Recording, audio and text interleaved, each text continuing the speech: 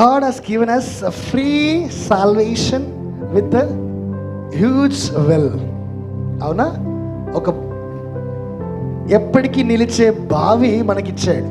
ఈ నీళ్ళు ఇష్టం ఉన్న వారికి మాత్రమే దొరుకుతుంది అన్నాడు. సో ఇప్పుడు మనమంతా ఇష్టంతో చేద్దామా, ఇష్టం లేకుండా చేద్దామా? ఏవో నాకు నువ్వే వచ్చి ఇవ్వాలంటామా? నడుస్తుందండి. నేనే నీ దగ్గరకు వస్తాను అనగల అని చేస్తామా?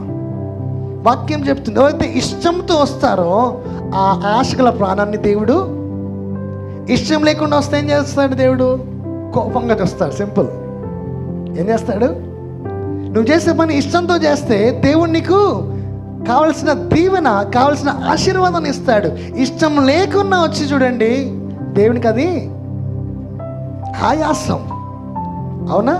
ఆయాసం, అదొక భారం, అది వ్యర్థం.